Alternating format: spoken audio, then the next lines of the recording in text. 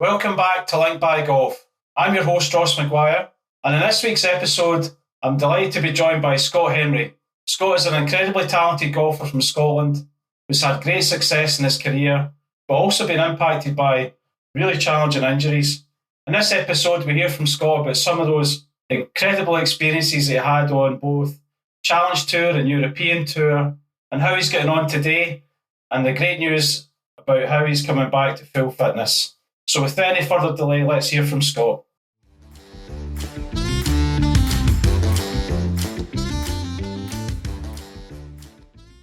Scott, how you doing, mate? Good to see you. Yeah, good to see you, Ross. So the podcast so far, Scott, the format's very simple to start with. Just want to find out where the guest is from and basically how you get into golf. So if you could start with that, it would be fantastic. Yeah, I'm from Clydebank in Glasgow, and I had lived there my whole life until eventually, through playing golf, I could afford to move out my mum and dad's house. So that wasn't until the age of 25, but I think they were definitely trying to get rid of me before then. Basically, it was basically through my dad was how I started playing golf. He took up golf as I was probably about 3 years old, and my old man is kind of, he doesn't really do things by half. He's all in, and he's certainly done that with golf to the point where, he would be at the driving range easily 3 times a week, and he would take me with him, and he would hit. But I don't think even I hit as many balls as what my dad hit back in the day, but it didn't turn him into a fantastic player. But he used to take me along to the driving range, I guess, to get out my mum's hair when I was 3, 4, 5 years old. And that's basically what kick-started my kind of interest and passion for the game. And he's still a keen golfer, and he kind of taught me the values of the game, and, how to be competitive and how to be, I guess, gave me the grounding of how to build yourself into being a competition tournament golfer, I would say. So it was I have a lot of fond memories playing golf right up from when I started through my teens. I played most of my golf would have been played with my dad, so he was the man that got me going into the game, and certainly being a very competitive man himself, he certainly didn't want to lose, and that kind of rubbed off on me. So it was a good grounding. Brilliant. And so where did you start playing in terms of courses, Scott? My first course that I was a member at was Clydebank District, which is known as Hardgate Golf Club. As I said, I started going to the range with my dad when I was like 3, 4, 5 years old. But when I was born, my dad had put my name in to join the club, and I couldn't get into the club until I think I was 9 years old. So I spent most of my time, even before that, just playing golf in the field at the back, like over the wall in my mum and dad's back garden. And I would, the tennis ball that's on a rope and you smack it round and it twirls around. I would stab that into the ground and set that off in a patch where the cows had been lying down, and then just hit balls towards that. That was my first golf course effectively. And then I eventually got into the golf club at Hardgate, and one of my good friends was a member there who I'm still, very, very close friends with till now. And, he was already, pretty good for his age. And he was my closest friend, and it became that he was better than me, and I wanted to be better than him. And he turned into, his name's Scott Moore, he turned into, a good plus handicap golfer himself. So great memories, obviously. Like, golf clubs back then were full of characters and people wanting to create good team environments for kids to play against other clubs. And, I know there's still those people kicking around nowadays, but, it doesn't seem like, I guess, we've got the same interest as as what we did maybe back then, you know, kind of our generation. Because that golf club from the age of 9 years old till at least probably 16, 17 was like, you know, I used to run up to the golf club after school to play there. And it was like, that was like my life was just, you know, being there, playing golf every day after school and trying to become, you know, a golfer effectively. Like, and I had good competition within the club initially to be able to try and elevate my own game, which was, I was lucky, you know, because I guess some clubs you would go to and, you know, you maybe don't have a strong competition, but we had guys who were good players at my age, but then older guys who were like boys internationals and things like that. So it was always there was always someone to beat and someone to aspire to, you know. So I always looked at that as being the biggest driving force and trying to raise your level, basically. Brilliant. And so you mentioned the club there, Scott, but then you were at a young age showing potential beyond sort of club golf, and you started doing well in national events. What kind of age was that you were basically getting into those national events and starting to get some good results there? I kind of, my channel into that was through the county stuff. I can even remember how big a deal it was for me to get picked for the county boys team. Like, I remember like getting a call and my mum shouting me down the stairs to say that a guy who was a captain of the team, Drew Wilson, called me and he was like, "What do you play in the team? I've heard you're a good player," and blah blah blah. And that was like, that felt like a huge deal. Like, yeah, of course. Like that would have been at say 14 maybe, and then once you start, I guess you start winning not all your games, but start winning quite a few games, and then you realise that, you know, actually I'm beating all the guys from the other counties. Was it around that age, Scott, you started playing in the Scottish Boys Amateur Championship as well?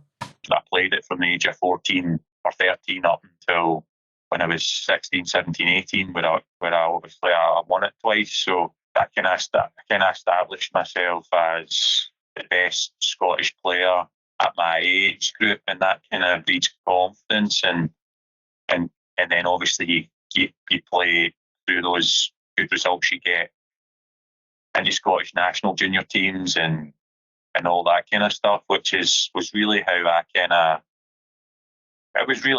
it made my development, you know, able to get to a high enough level to then go into amateur golf and a men's gents level, if you want to call it that. And then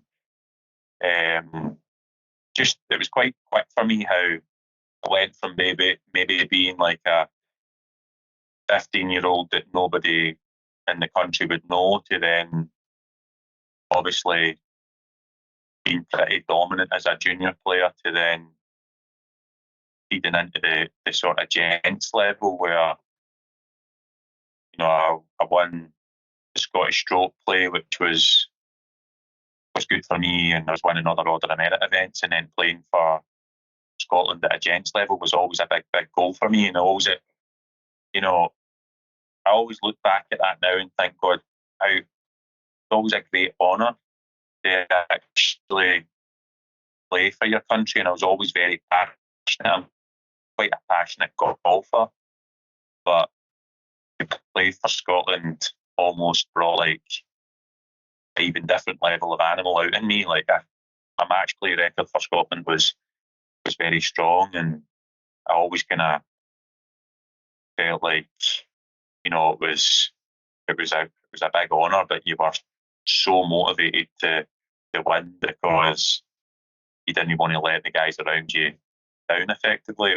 I probably made it more of a big deal than what it actually was, but it was certainly something that got you playing against the best players from the other countries, and did you get the support from the golf union and playing abroad and getting the opportunity to do some amazing things and playing some amazing tournaments in America and Australia, all over the place. It was like it all happened very quickly for me. My constant feedback I was getting from those experiences was, I can do this. I can do this at a high level. I can keep trying to raise my bar. It was obviously a blessing to be able to be funded to go and develop your skills playing. Some of the best places I've been was as an amateur. My favourite course I've ever played is still a course out in America that I played an amateur tournament on called Ocean Forest. That's still the best course and best place I've ever been. And what was the tournament you went to there, Scott? That was called the Jones Cup. It was like an invitational thing for all the best players in the world as amateur, like all the best college players, all the best European nationals. And it was just like, it felt like the course was amazing. Everything was just very eye-opening. For the first time I went there, I was only 17. And then I went again when I was, I think, 19. But it was just phenomenal. It was just like... And is that the place where Davis Love plays? Is that right? Because it's the course next to Sea Island. Yeah, he plays at Sea Island, which we also played when we were there. And I've been back since, turning pro. But these places are just unbelievable how good they are. They have everything. It's like, and the courses are, they're the best courses I've played effectively. But that was obviously through the opportunity through, playing national Scotland for the national Scotland team, and also then what you get off the back of that, and being able to be provided opportunities to travel with golf, learning how to play in different grasses and different conditions was such a good sort of education in terms of moving into becoming a pro. Yeah, and I guess you played like home internationals, European team championships as well. So what were some of those experiences like for Scotland? Well, I turned pro when I was 19, but I played my first event when I was 20. So I didn't really have a hell of a lot of time to play, say, as many home internationals, or I didn't actually ever play the European six-man team. I had a chance one of the years where I was kind of going well. I ended up kind of the start of the year. I had a slight illness, like a fatigue illness thing, because I was just playing. I was playing for the boys' team. I was playing for the youths' team. I was playing for the men's team, and I was playing all these tournaments. And I was basically like trying to do everything, and I was playing so much golf, like I had this kind of fatigue syndrome thing where it was affecting my balance in my ears, and I had to take some time out. And then, my goodness, but that was probably when I was 18 that happened. So the year that I had a chance of playing the six-man team, that kind of scuppered my chances. But I think I played 3 men's home internationals, and those were great because you're playing like, some of the names that are on the TV nowadays, like obviously your most famous being Rory McIlroy. Like he came on the scene. I remember first time seeing him, he was at the Spanish Amateur, and I think he was maybe 14 or 15. I'd have been 17 maybe. And you just knew that he was like a generational ultimate talent. Like he was just so good. He was so good when he was 15 that it was so impressive. You knew he was going to go on and be a major champion golfer. And it's funny nowadays, like having been through all that and played golf with guys like Ollie Fisher and yes, other guys who have been winners on tour, like guys who are maybe slightly older than me, like Scotty Jameson, Richie Ramsey, all these guys who have had great careers and have won on tour. You know, even they would probably quite happily admit that when you put eyes on a talent like Rory, it's like, yeah, he's just that much better. Yeah, So much better. absolutely. But it was great, you know, like obviously having guys around you, like all in your own country who were winning big tournaments and then obviously seeing them go on and have successful careers and try and do the same thing for yourself is it's good to be able to see someone from your place, create great results for themselves, and that kind of builds confidence. And obviously, you even look at the now wave of Scottish golfers who have came through who are winning and competing, and you've got Bob on who's played Ryder Cup, and you and Ferguson winning a couple of times, and other lads have had wins as well. It's inspiring for the guys who are younger than them. Yeah. Is we're just a small country, but at the same time we're the home of golf, so we've got to front up and have champion golfers, and certainly been good to see the last sort of 3-4 years where guys who are, say, the generation younger than me, become proper players. Yeah, and for you, Scott, just circling back on yourself. So you mentioned there you turned pro at age 19. I think you said, was that 2007? So how did that go for you? And what was the sort of start of professional life like? Well, to be honest, I went to Q school as an amateur. So that means you need to do the 3 stages. So I got through all 3 stages, and then the final stage, I missed the 4-round cut, but it meant that I got a challenge tour category. Oh, right, wow. Not like a full category, but it got me a category that got me to play maybe like 8 events.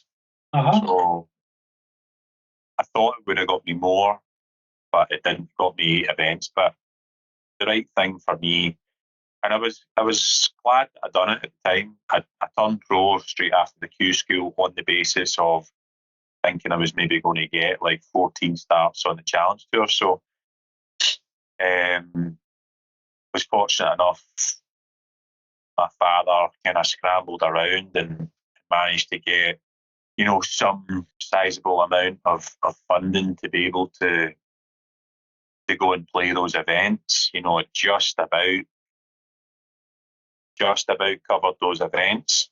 But you're going to play these tournaments knowing you have to put in a good showing because your pot is pretty small. I managed to. I think I ended up playing 10 events with a couple of invites. Mm-hmm. I think I made maybe 5 cuts out of 10, but never really finished high enough up to kind of make a dent or make a big check. So, but it was good. It was good to know that not that far away and test the water a little bit. But because I didn't finish high enough and up on the Order of Merit, I then played a couple of years on the Euro Pro Tour. Right. My first year on the Euro Pro was a bit mix and match. And then my second year, I was kind of in the hunt of getting top 5. I ended up finishing 14th in the Order of Merit. But in the last event, I was in the hunt of, getting the top 5 boosted up on the challenge. So that didn't happen. And I kind of actually didn't really enjoy playing the Euro Pro. I'm quite comfortably say that. I then decided that I'll go and do the Alps Tour qualifying. So I went and done that in Italy, got my cards on the Alps Tour, played the Alps Tour, thought it made sense. That's where you're aspiring to play, is within Europe, and travelling Europe and learning how to play on those courses. So done that, won one of the tournaments, top 5, stayed in some the most bizarre places that I ever thought I would have to. Because there's events, you say the Alps Tour, Scott, and lots of them are in like Germany, Switzerland, and France and stuff, but there's events in Morocco and all sorts of places, are there not? Even Egypt. Yeah, they even had an event in Martinique, which is like a French Polynesian island or something. I don't even know where it is. I couldn't even go because my budget wouldn't allow it. You know, it was like that year when I was on the Alps tour, I had a good friend of the family who helped me out with some funding, but it wasn't enough. It wasn't enough for me to be able to play, to be able to go to like a tournament that was far away, that was really expensive to go to. Like, I remember being sitting like in the top 10 in the order of merit and being like, well, I can't go to that tournament. I've not got the money to go. So, and I think that's an important point. And I've asked a couple of guys that have been on just about that, because a lot of people, you think, oh, someone's turned pro, they've got it easy, right? There's free equipment and free clothes and they're getting stuff chucked at them. yeah. The reality is, when you're on the Alps Tour or the equivalent of Europro and even Challenge Tour, and to some extent DP World, the expenses are so high because you're paying for your travel. If you're higher up tours, you're paying for caddies when you're talking about DP World and stuff. Yeah, it's not easy week to week, right? No, it's a big expense. Doesn't matter kind of what you're doing, and the expenses only become greater the higher up the level you go. And you know, I kind of call it. There's a big difference between the guy who's running the gauntlet and the guy who knows he's got enough dough for unlimited opportunities. Yeah, but absolutely. I tried to use that. My psychology behind that was, I can handle this. You know, like, whereas I know some guys are not strong enough to do that. Like, and I can totally understand why. But I was playing that Alps Tour season thinking, well, I need to keep making money to be able to keep playing. Yeah. And finishing my top 5 in the order of merit. And I was fortunate enough that, you know, as low as my funds got, as they got to quite a low point, I then won one of the tournaments, and then that got me over the line in terms of playing the last few tournaments of the season, and then from there, top 5 and on the Alps Tour to then get my Challenge Tour the next season, which awesome. Which with that came like some government support, which was massive for me. Like, as soon as I was done with the Alps Tour season, I was looking for, like, I was trying to get a job as a delivery driver and whatnot, because I knew it was coming in the Challenge Tour. But then, fortunately enough, I didn't need to do that because we got some government funding to be able to pay expenses and then help go towards coaching, and it was tied in with like your training and all that sort of stuff. So that was like huge for me. Like, that was like what basically gave me the chance to be able to, I guess, focus properly on my game, to be able to keep raising my level that year, to then compete on the Challenge Tour. Without that, truly, I probably wouldn't have been able to do what I then kind of achieved by winning on the Challenge Tour and finishing top 10 in the order of merit. Like, yeah, and that was it 2012, Scott? You won the Kazakhstan Open? Is it Kazakhstan Open on Challenge Tour? Yeah, and that's the biggest, or that was the biggest tournament. Was that joint sanctioned as well at that time? It wasn't co-sanctioned, but it was. He got a lot of the main tour players who maybe weren't quite cutting on the main tour coming to play that event because it was such a big money event. Yeah. But it was the biggest prize fund, and it was pretty dramatic style that I won it. I was going to say, what's your memories of that week? I can remember playing a practice round that week with Jack Docherty and Callum McCauley, who were good friends of mine and still are good friends of mine. And we were playing for some cash in the practice round. And I remember like the week before, actually, in Russia, I was hitting the ball so strong, like, I knew I was hitting the ball the best probably I've ever hit it, but I couldn't get the putter going, and it was really frustrating. I remember coming off the last round. I still made the cut, but I played 4 rounds in Russia on this golf course that was just like carved into the trees. It was still to this day one of the best courses I've played. But I remember finishing the tournament so frustrated to the point thinking, like, how the hell am I going to fix this and get my putting going to be able to contend to win a tournament? I'd had a few top fives, but was never really like in control of a tournament. Played a practice round with the boys, and the boys were quite kind of helpful towards, giving me a couple of wee pointers and sharpening up my putting, and I guess I'm not saying lifting my spirits, but they were certainly good with me. And then we were playing for some cash.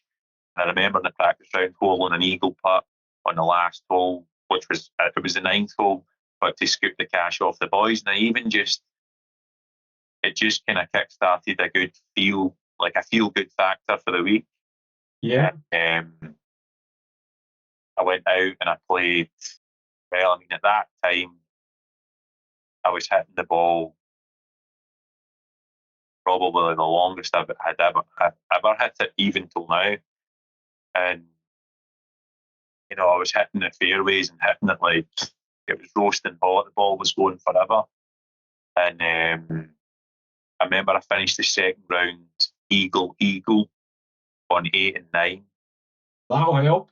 And I remember getting into the clubhouse and there being a bit of a buzz about hearing people saying, "Oh, he's just finished eagle, blah blah blah." And I just remember having that sort of atmosphere of being like, right, I'm in control of this tournament now. Yeah. And I went out and I played. Obviously, Thursday, Friday, it's a lot easier to shoot low numbers Thursday, Friday.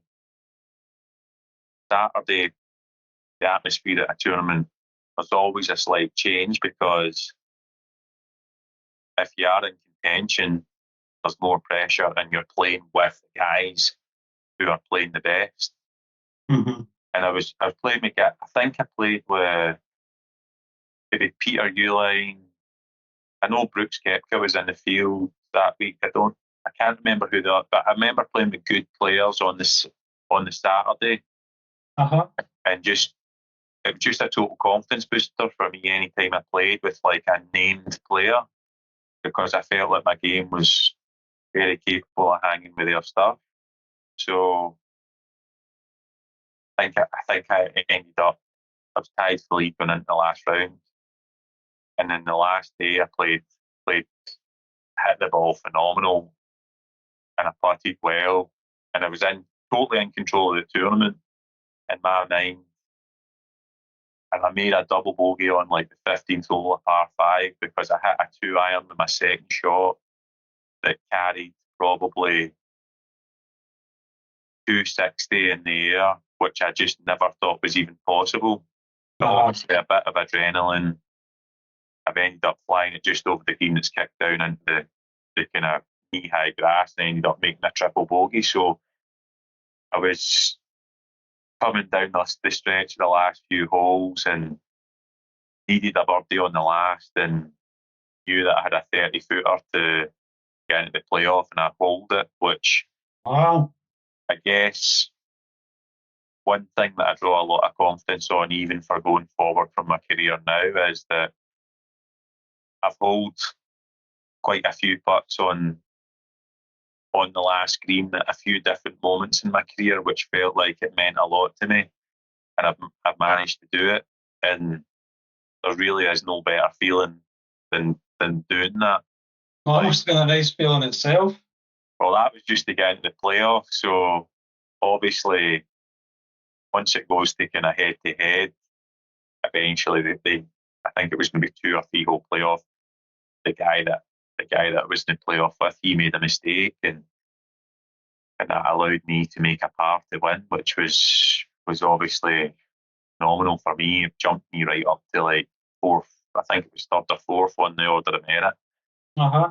And it meant from there, like that was the first time probably in my life that I've ever felt like I had money. Do you know what I mean? Like, I know it's not like millions a month, millions and millions of pounds, but it was the first like big check that I ever won.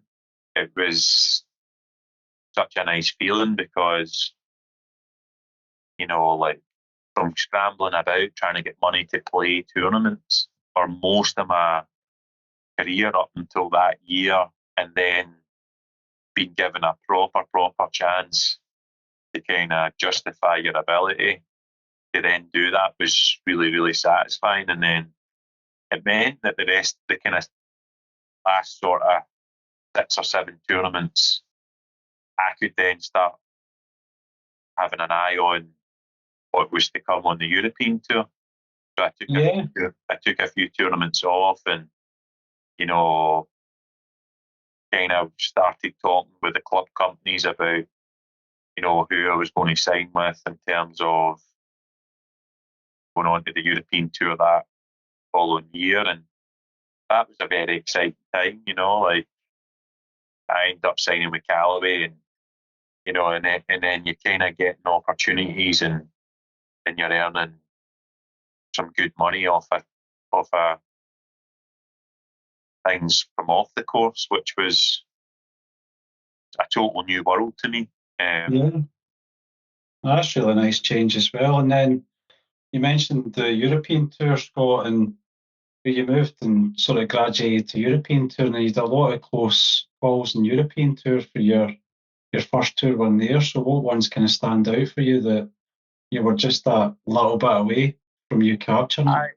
I would say probably the thing that kind of burns within me is that, and although I've played, I don't know, I've probably played 90, close to 100 events on the European tour, give or take, probably between 90 and 100. You know, but it probably, no probably about it, it kind of burns inside me that I never really established myself the way I would have liked. And obviously I had a few crossbar moments which could have went the other way. If it could have went my way, I would say. You know, my first year, I was competitive. But I wasn't consistent enough over the course of 4 days. I had a handful of big tournaments where I missed the cut by a shot. You know, the flip side of the coin is, you make the cut, and you kind of generally put a decent showing in the weekend, and then played at Glen Eagles, which we spoke briefly about at the PGA centenary course, and that was just at that time. That was just a great course for me to play on. Yeah, it's a long, tough course, isn't it? Aye, and my length at that time was such a big advantage, and I got off to a slow start that week. I think I shot level par in the first round, and it was kind of the story of my year was I wasn't putting consistently enough. So when I putted well, I would score, and that was the story of my first round. And then I just found a bit of mojo with the putter on the second round. I think I blasted in a 7 or an 8 under, and that was me. I was off and running again, and played with Paul Laurie on the Saturday, which was nice. Which was kind of, you always look at Paul and can't help but admire what he's done in his career with his wins, and obviously the Open win and his Ryder Cups and all that. And he was. I took a lot out of even learning just from watching him play that week. And, for me to go and play with him and shoot a 5 under and feel like my game was so strong was, yet again, more confidence. Sunday came around, I shot 5 under again. And I kind of, on the 16th of par 5, I was only hitting like a 4 iron in, and I only made a par. And that kind of felt like I'm kind of behind the 8 ball here. 17th being a tricky par 3. Parred that, and I remember walking off the back of the 17th green, and one of my sponsors, who's the Craig Group, but it's a family-owned business. The main man, Douglas Craig, said to me, he was like walking off the 17th green, he's like, come on, one more birdie and you're right in this. And I remember, and I don't want this to come across in any art or whatever, but I remember turning to him and saying, I think it's going to need to be an eagle, Douglas, because it's going to need to be at least 2 shots better than what I am now. and sure enough, I blasted my drive right up the middle. I think I've hit a 6 iron onto that green. Pin was kind of near the back of the green, and I know they've remodelled that green a few times, but see, hitting onto that green, it was like walking the plank. It was so narrow at that time. It was such an intimidating shot, and I remember just flashing it onto like 20 feet. And then probably the most enjoyable moment of my career was holing a putt on the last green there, or eagle in front of thousands of people, my whole family, like, and the place just went mental. And at that time, me holding that putt, I'm thinking in my mind, well, the worst case, I'm in a playoff here to win this tournament. And it just didn't quite unfold that way. The 3 guys behind me played the last 3 holes and 3 under par. Tommy Fleetwood, Dee Gallagher, and the Argentinian guy, Ricardo Gonzalez, and kind of bumped me down to ending up finishing 4th. They all played the last 3 holes and 3 under, which is really unusual. You wouldn't expect that. Obviously, fall in my favour that one, but consistent from feeling like I basically done what I'd done in Kazakhstan, but even better in a sense of performance and quality under pressure. It was a really satisfying kind of moment. I had felt like, my game's more than good enough. And I played the remainder of the season where I just couldn't quite get one more big result to get me over the line to keep my card. So that was kind of how that year finished off. Was I just missed my card. I had a card the following year to play, say, maybe 10, 12 events. But then majority of my year the following year was on the Challenge Tour again, which, yet again, I had a close call in Portugal to win like a co-sanctioned European Tour event. Ended up finishing twice and finishing second in that event twice. I got beaten in a playoff one time, and then the other time I was tied for lead in the last round and shot 6 under par, and the guy that I played with shot 9 under, which was the 2 best scores on that day. So it's like these were kind of crossbar moments that didn't quite go my way, but I always say that because you get people making out that they're unlucky or they've been hard done by. I always say, and would say this to any young golfer, is if your skills are good enough, you'll get your results. You'll find a way. So close, whether it's an inch or a mile, the bottom line is you still need to get better to get that win or to get that qualification spot that elevates you to the next.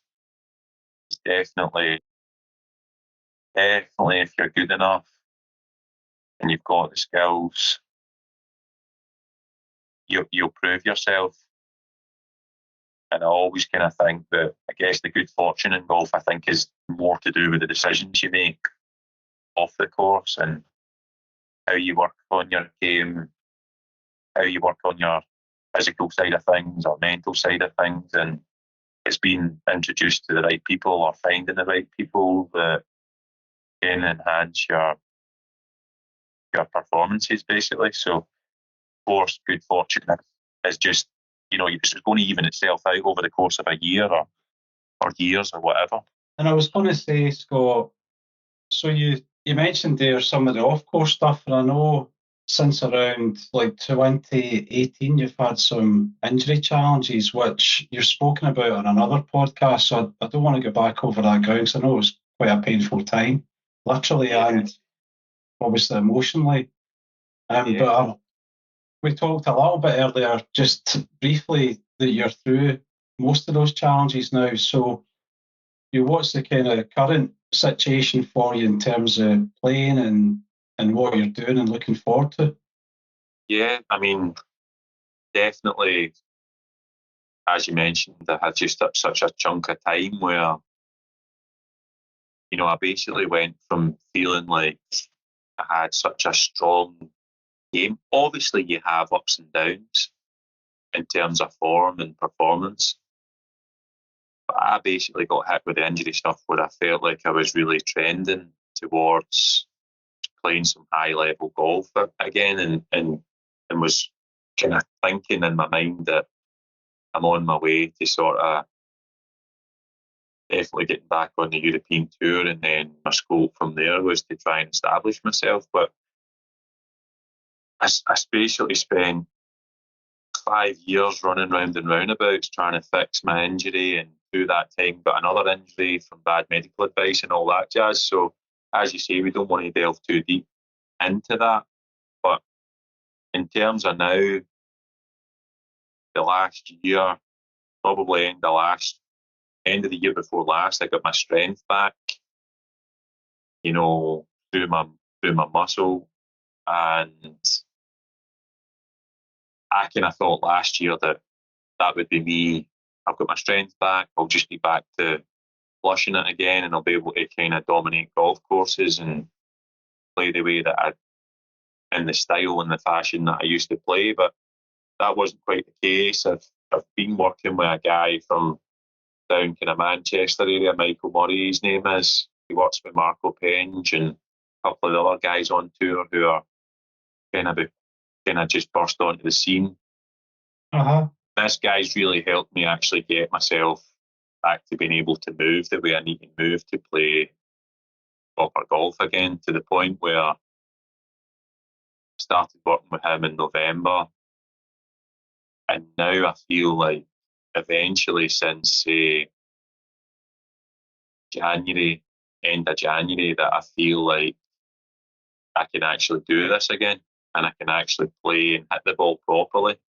Now, don't get me wrong, my game wasn't at that point in January, but I was out in Dubai, and I just invested in myself to go out to Dubai to practice and play as much as I could, because I knew that's what my game needed. I actually didn't realise how much time and how far away my actual game was until putting all that time in, and how long it took me to get my game up to a level to where I feel like now that I can definitely compete in Scotland and beyond. But I know that I'm still working towards, the ultimate goal, which would be for me to get back on the European tour and win a tournament. Now, to say that out loud in front of some of the guys that will have played with me over the last 4 or 5 years, they'll think that's impossible because of how poor I was capable of playing through my injury stuff. But, my biggest kind of hurdle was getting over that, and I feel pretty damn proud of the fact that I've managed to work through that. Terrible period, Scott, to 5 years of your career when you're still a young guy. It's in your prime where you've lost 5 years effectively in terms of physical health. Yeah. And what I'm loving is you've got the determination and the fight and the attitude to keep going. And I know you like the old eye of the tiger phrase, but I think it really shows through with you, Scott. You really keep fighting all the time. I mean, I don't think if I was any other way, if I was any other type of person, I don't think I would be still trying to play competitive golf. Uh-huh. Genuinely, like, I don't think most people would have thought that it would be possible to do it. And I don't, I'm being totally honest when I say that. And even guys that I've played with, like, over that time, having seen how bad my golf had got, they would all be like, he's toast. You know what I mean? Yeah. So to get the position where I am now I know my game's still got to improve, but the fact that I can see within my game now that,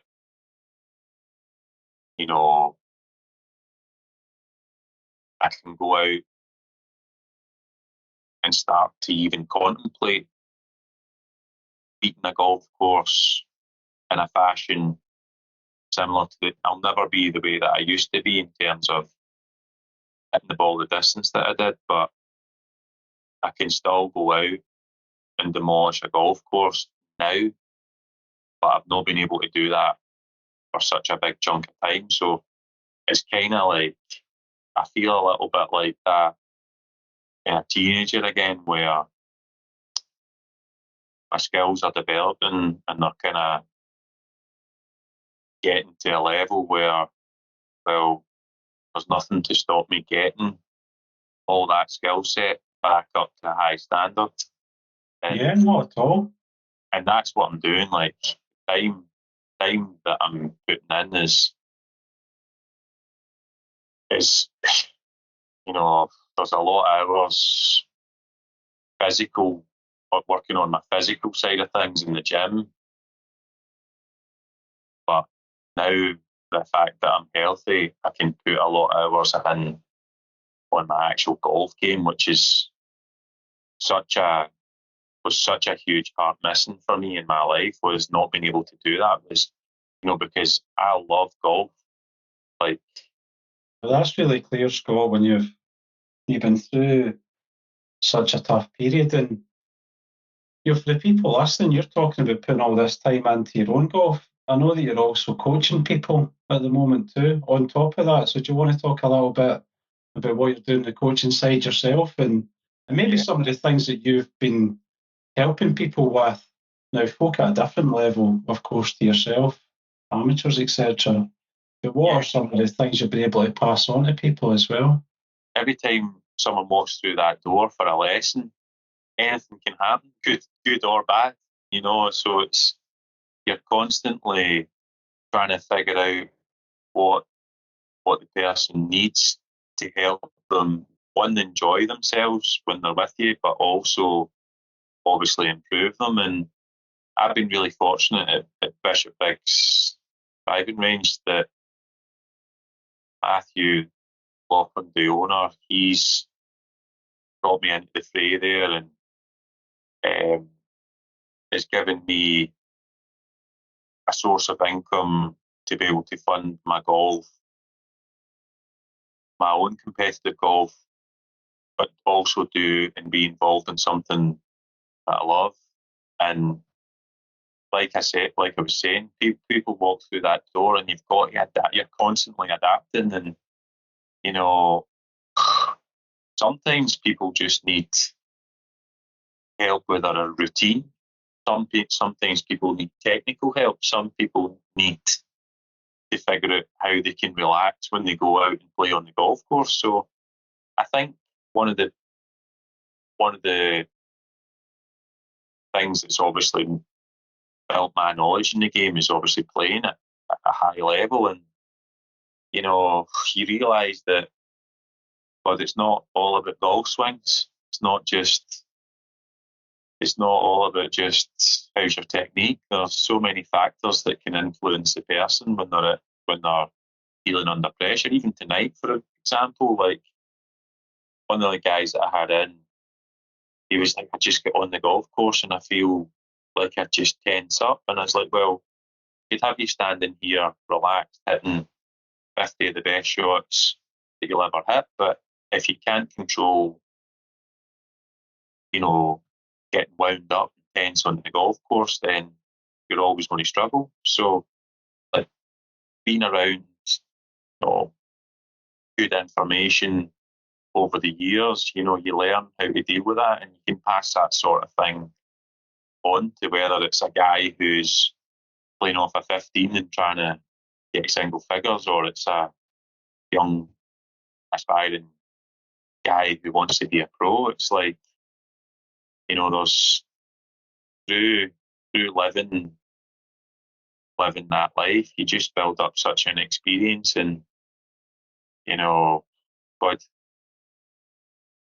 one of the things, and I listened to podcast with Peter Whiteford, and he asked him what would be one of the things that he would maybe change, or maybe a regret or whatever. And he spoke about how the value of having a mentor who had been there and done it, that would have been such a huge thing for guiding him down the right path. And I can kind of really second that, because I've certainly made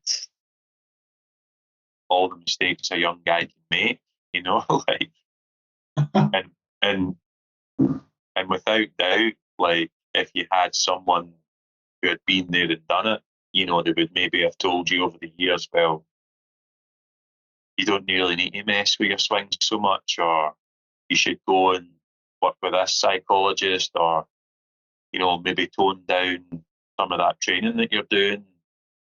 I know that's in vogue at that moment in time, but you can almost so I guess you can almost want it too much, and it drives you too hard into things that you can overdo. And my personality is that I'm quite a driven person when I get something in my head, and if that ends up being maybe the wrong information, then of course it's going to damage you. And like I said, if you had like someone that you had respect for who had been there and done it, guiding you, maybe saying and advising you, I think that would be a huge impact that would have on you. Look at guys like, one of my good friends, Davey Law, his mentor's basically been Paul Laurie. And, like, later when I was say into my late 20s, I went and met Stephen Gallagher, and he was great with me. He gave me a little sort of sit down chat with him, and just to get his perspective on a few things, kind of clarified a few things for me. Unfortunately, that was like really close to when I then initially got injured. Yeah. But even just having someone like that from, say, your kind of mid to late teens to be able to just point you in the right direction, like kind of similar to what Peter said, you know, God, if I have someone like myself overseeing what my 17-year-old self was doing, then, you know, you would be streets ahead of where you were, you know. Yeah, absolutely. But we don't have a crystal ball, unfortunately. No, but Scott, I mean, you've gone through some incredibly challenging times and had some great times as well. And it's brilliant to hear that you're back to basically full fitness and you're working on your game. So just closing up here in terms of what we've talked about today, is there any social media handles that you want to share so that people can track how you're doing with that journey going forward, and also for your coaching? Yeah, sure. I'm not a huge social media guy, and I know if I want to build my golf business, I need to be. But my Instagram is Scott Henry Golf, and that's kind of all I use social media wise. Okay. I'm on Twitter as well, Scott Henry Golf, but that's that. The bookings for the lessons are all done through the website at Bishop Briggs Driving Range. And yeah, but that's basically it. I'm just so kind of quite excited about what's to come in terms of my own golf, and it's nice to be able to enjoy hitting the ball and playing some golf at a standard that you know you were once capable of. That's why I've got such a buzz going for it just now, basically. Yeah, and I'm sure anybody listening to this, God, that knows you, whether it's like me, from knowing you from afar and just knowing who you are and watching your game, and you'll be an admirer of how you play and the power you had in your swing and things, I'm sure they'll be desperate for you to do well and wish you all the best. So from me and everybody listening, thanks for coming on, Scott. It's been great to hear from you. And I wish you all the best going forward, all right? No problem, Ross. It's been a pleasure. Thank you. Cheers.